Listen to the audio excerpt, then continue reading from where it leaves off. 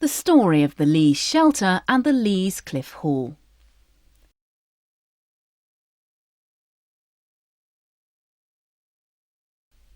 In 1888, architects Messrs Bromley and Cowell published in the Builders' News an impression of a proposed Leas shelter with a concert hall built back into the cliff face.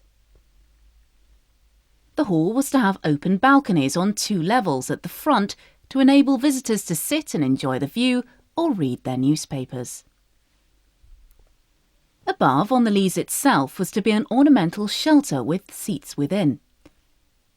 The Folkestone Amusement Association was formed and were responsible for the establishment of the Leas shelter in 1894, almost 6 years after the original plan. However, the ornamental shelter on the Leas never came to fruition. Skylights were built on the Leas to give some natural light to the hall below. Hayward and Paramore, a local building firm, were contracted to do the building work, which consisted of a central hall measuring 62 feet by 31 feet, with seating for 200 people and, most importantly, lavatories.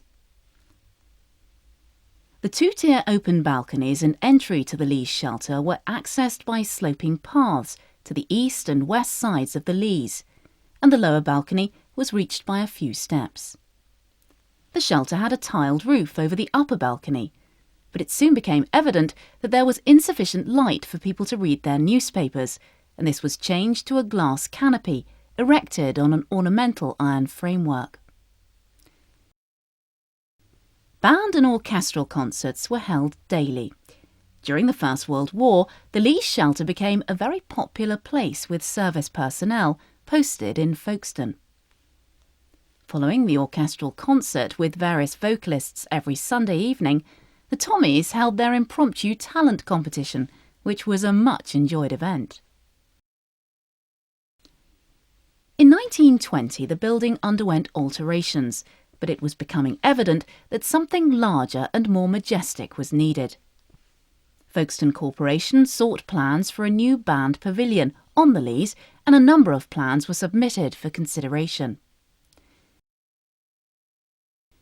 A Norwegian architect, John Seaton Dahl, who was well used to building on cliff sides, won the approval of the Folkestone Corporation with his plan for an architecturally beautiful building. Building began in February 1925, and the Leas Cliff Hall opened on July 13th, 1927. The main building contractors were Mr D. Godden and Son of Ham Street near Ashford. The steelwork was carried out by Mr H. Young & Co. Limited of London, and the ornamental stonework of the building was supplied and fixed by an Italian firm. The hall was built at a cost of £80,000, to include furnishing by Waring and Gillow of London at a cost of £7,000. Although it was felt that local companies could have reduced the furnishing cost by almost half. The Leas Cliff Hall was opened by Prince Henry on 13th of July 1927. The Prince had a very busy schedule, as on the same day he laid a foundation stone for an extension to the Harvey Grammar School, took a town tour, opened the Leas Cliff Hall and attended the inaugural concert. The municipal orchestra was conducted by Captain Holland. The Leas Cliff Hall is built on a cantilever system. The exterior stonework in the upper part of the building is light-coloured terracotta, which was burnt in gas ovens to give it a uniform cream colour. With age, this has mellowed to a pearl grey shade. The original box office on the Leas was constructed of the same material. The box office was entered by revolving doors on the east and west sides. There was no cafe facility. The box office was on the small landing on the main staircase. This was of glass construction, large enough for one person only. To buy a ticket, patrons entered the West End door, descended the stairs, purchased a ticket and exited up the stairs and out of the East End door. The main balcony of the Leas Cliff Hall